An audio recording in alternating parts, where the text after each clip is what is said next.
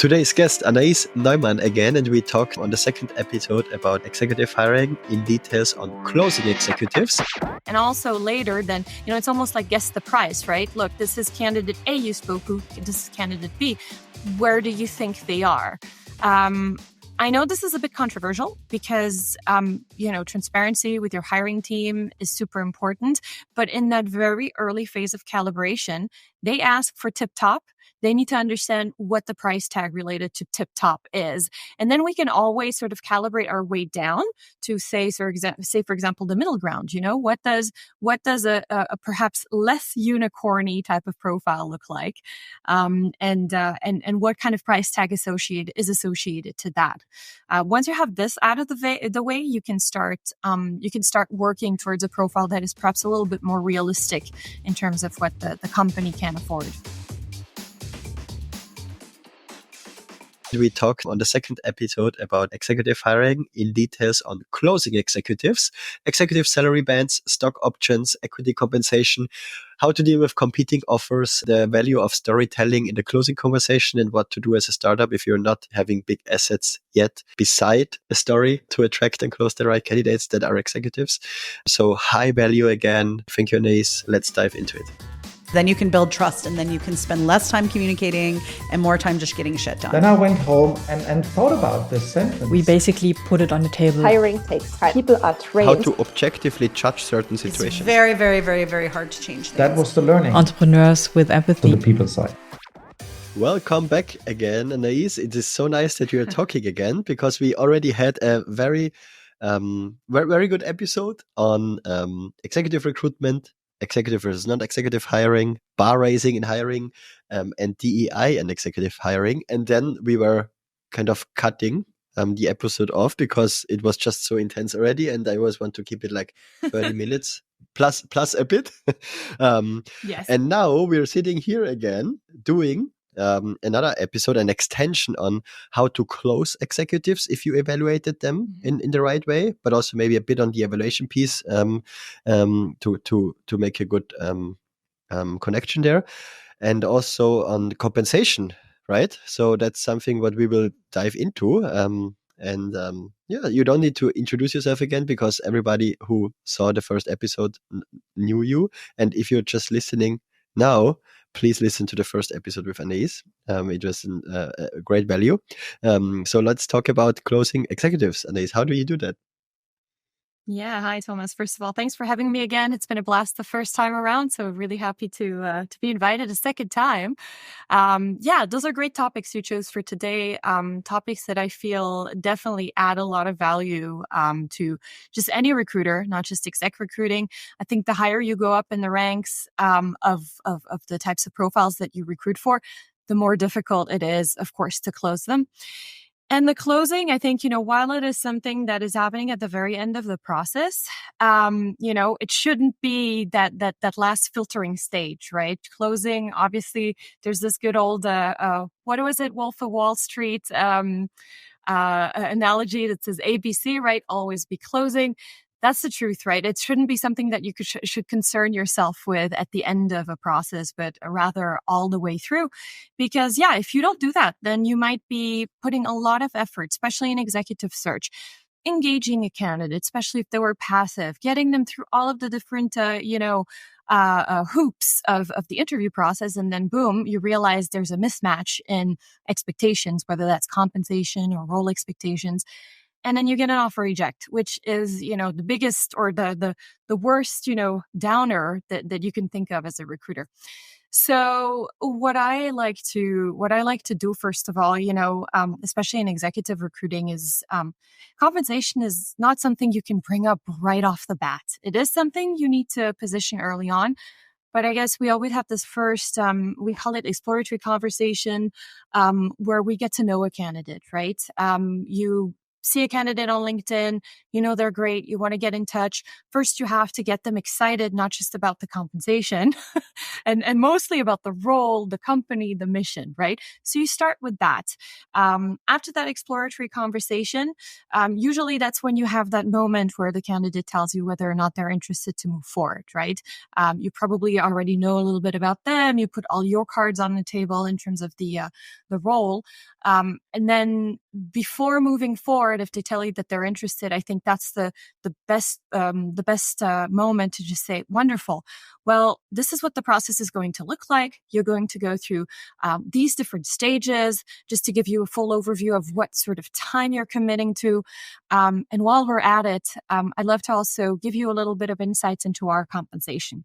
So here's where most recruiters actually would do it differently. They'd say, oh, by the way, like 5 minutes before closing of a call, by the way, what's your compensation expectations?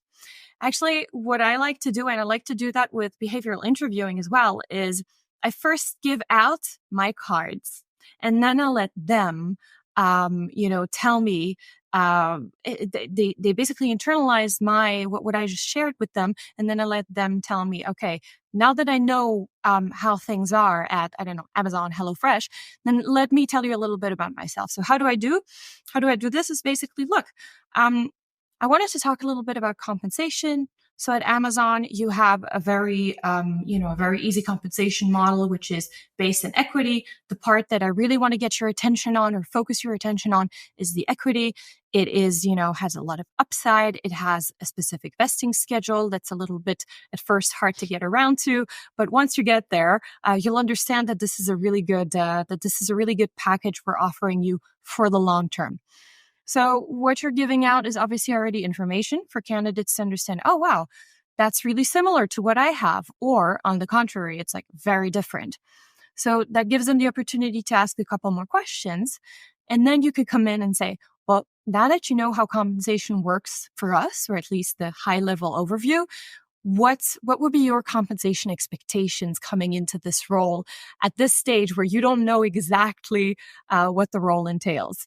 And usually you already get a little bit of insights, right? And I think this is also when you've warmed up the candidate a bit and you understand how much they're willing to share. So some candidates will always be very, very conscious about getting compensation right with you. They've probably been in a situation where they've perhaps not shared their expectation or compensation with you correctly or with the previous recruiter, and then gotten into this, back and forth where both parties were trying to understand.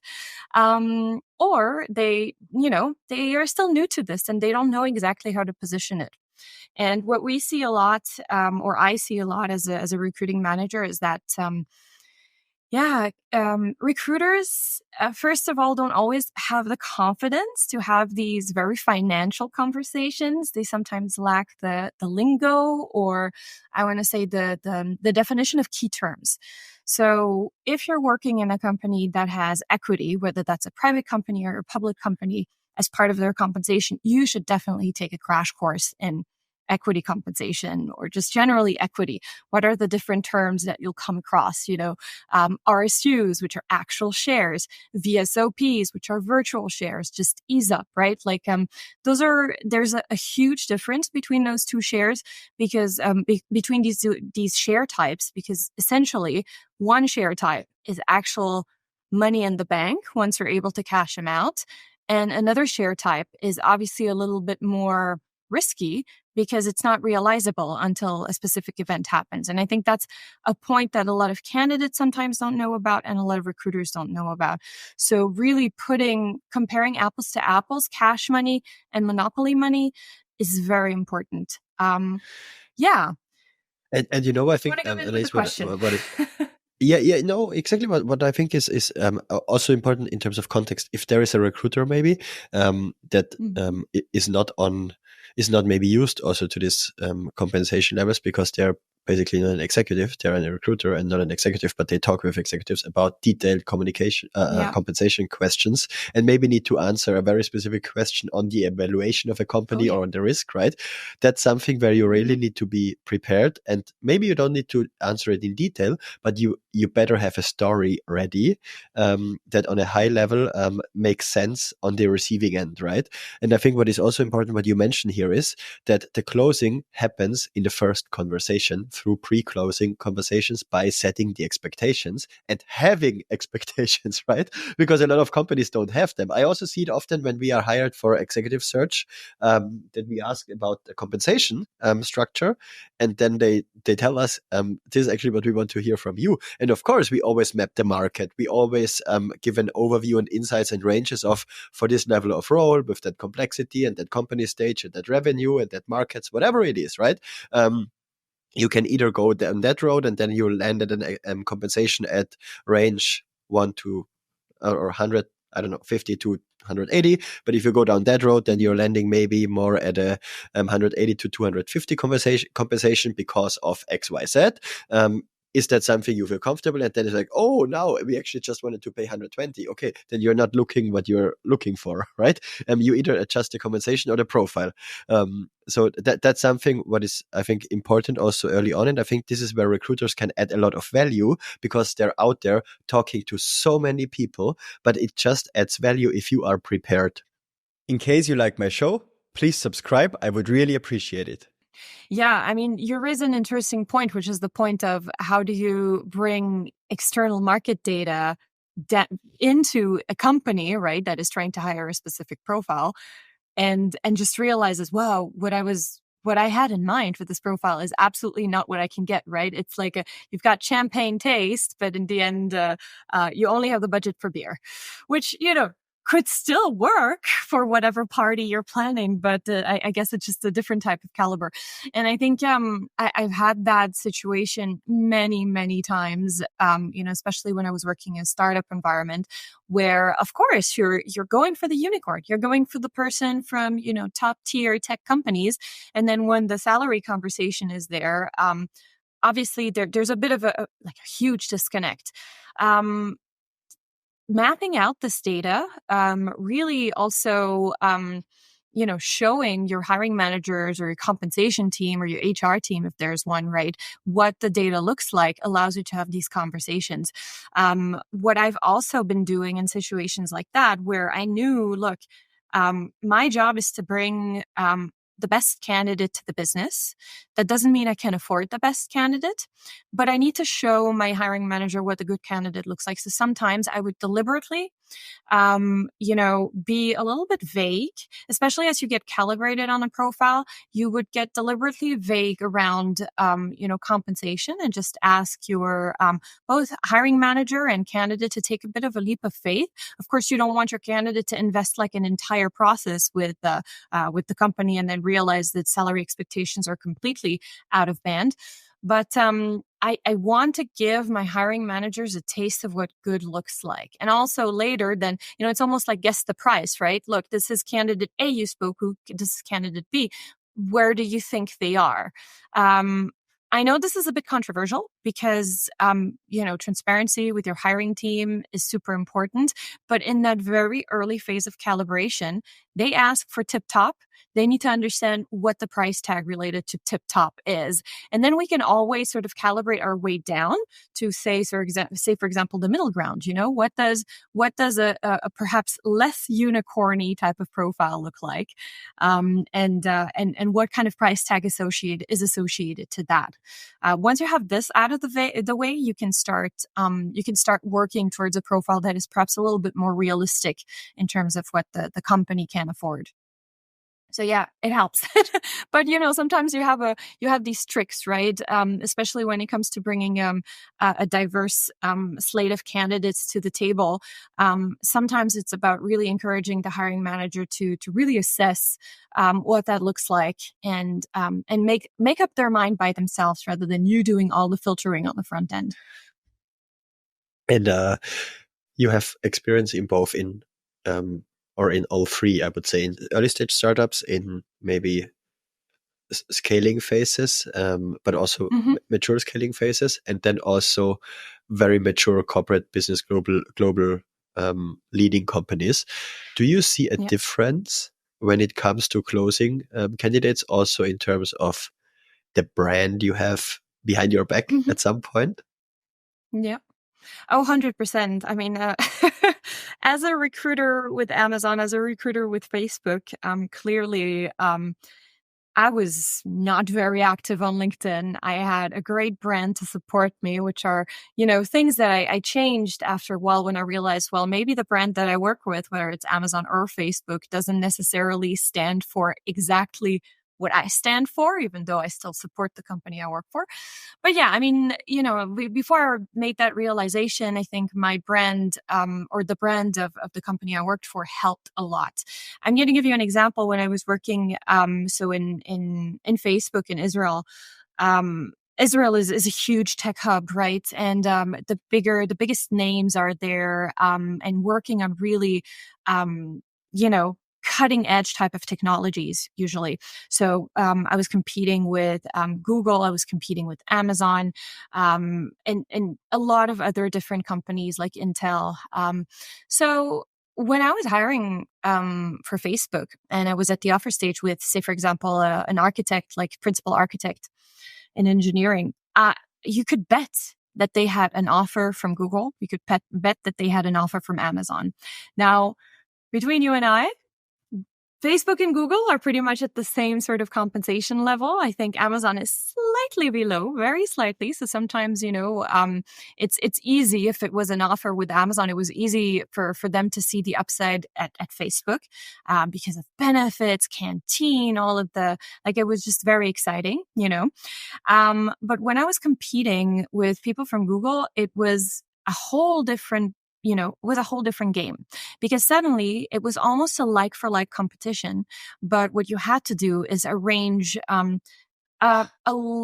ton of meetings, to get people really bought into the mission. There was a whole exercise where we had to be very, very self-confident and go to the candidate and say, okay, you've got another offer. Tell me exactly where. Tell me, okay, Google, great. So what team is it? What are they working on? Oh, really? Isn't that a product that's been around for a long time? And, Facebook, where the job that we're offering you is one that is developing this new product. So it's not really maintenance work. You're going to set the framework for something. Oh, great. Wonderful. So why don't I put you in contact with so-and-so? They changed. They were previously at Google. They came from Google to Facebook to us because they saw the impact that they could have, So you're trying to almost orchestrate and schmooze the person into making them understand that, hey, there's people I can identify with in this company. There's a mission I can identify with. And in very politically correct ways or respectful ways, if you can, try to also diminish the value of the mission that the competitive offer has, right?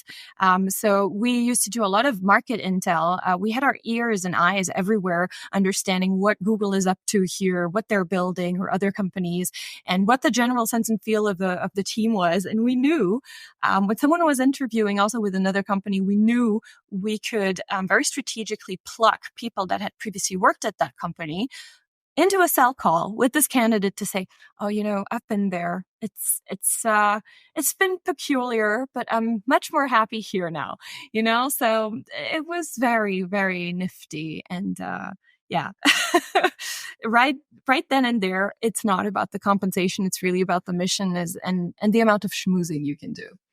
And when you talk about your experience from the startup world, where you don't have the perfect case study of an executive or of somebody already from another brand, right? Because I think at that scale, you have options. But what if you don't have options? Yeah.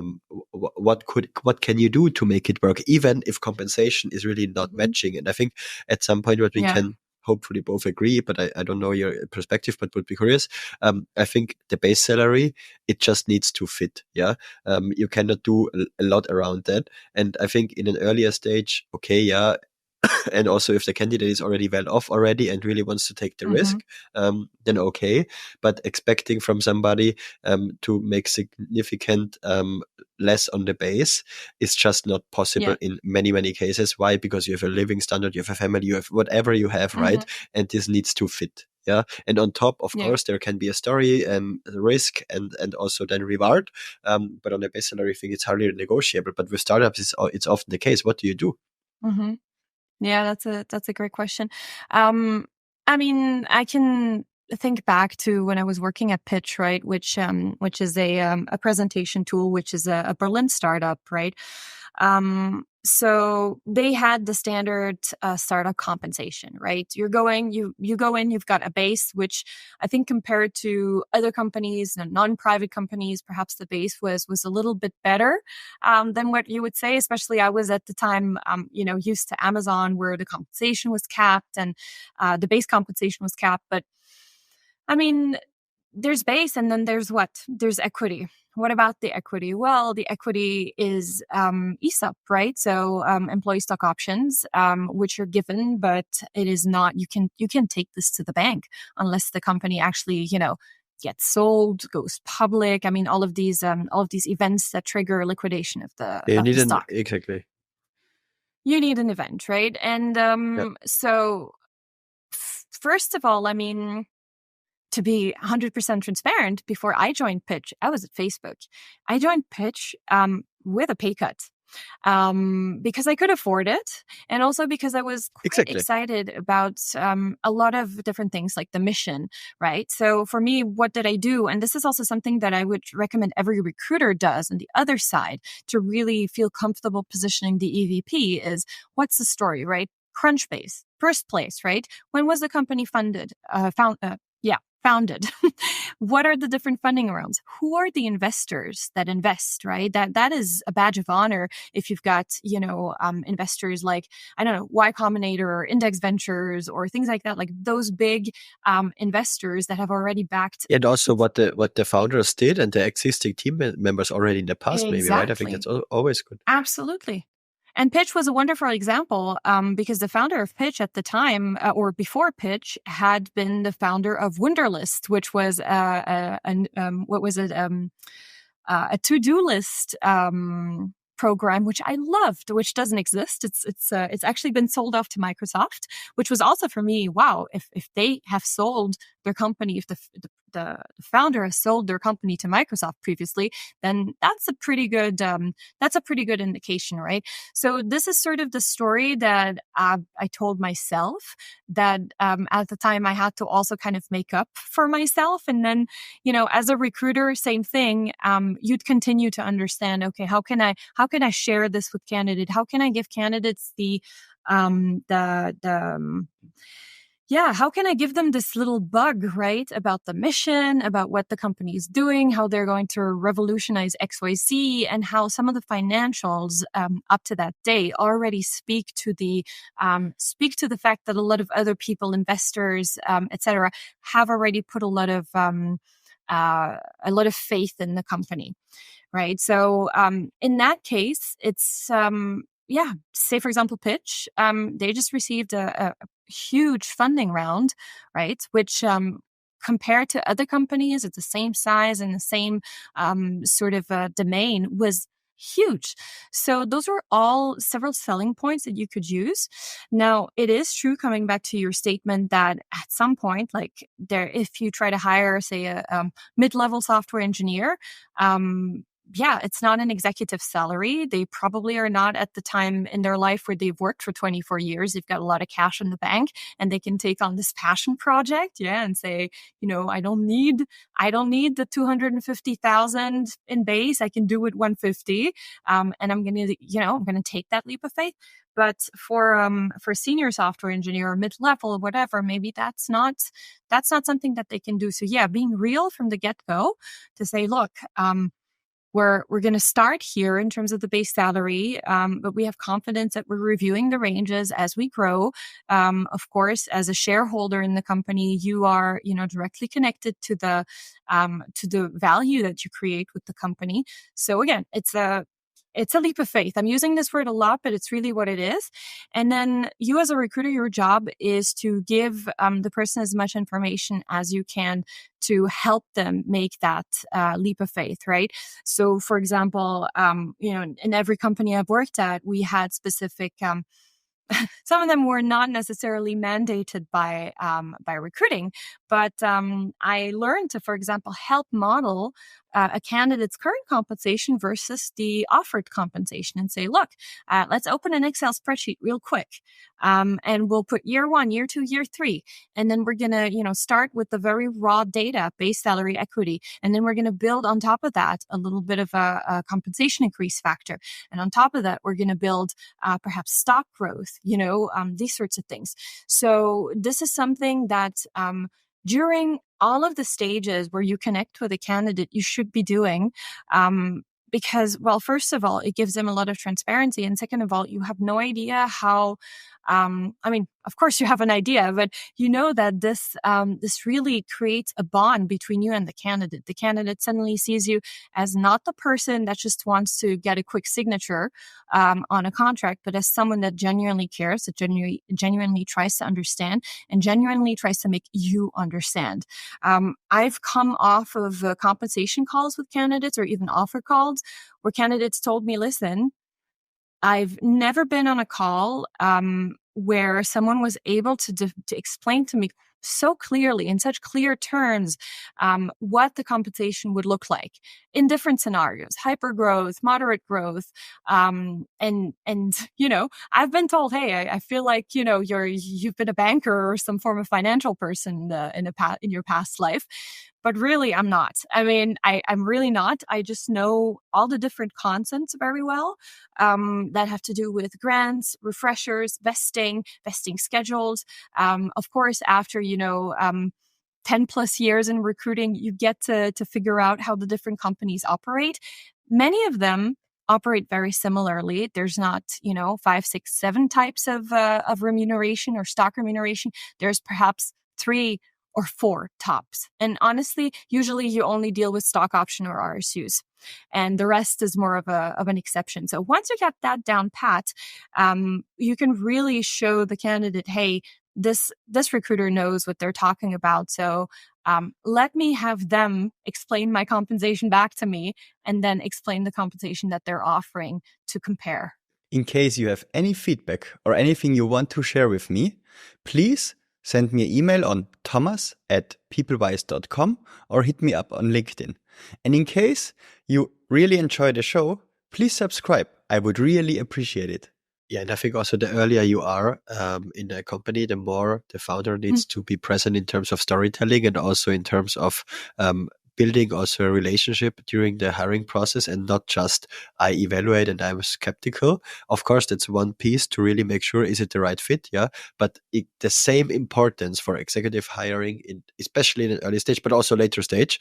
But later stage, you also have other options, right? But early stage, you often don't have another option than just telling a compelling story and make the person believe that they want to be part of it and can contribute, right? Yeah. That's often the only thing you have. Yeah.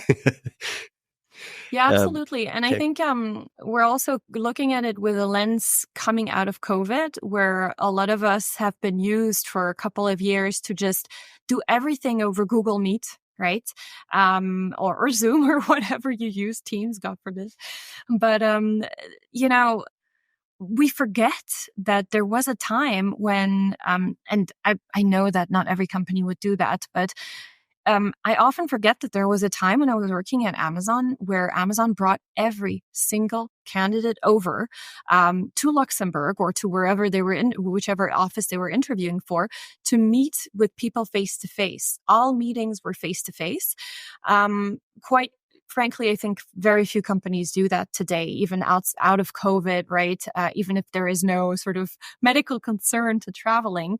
But what I see companies have to resort to more than before is, especially at that critical offer stage, if a candidate is coming from somewhere, local or not local, it's bringing people in to have coffee chats into the office if there is one, to see, what the feel, what the culture is, to see other people in action.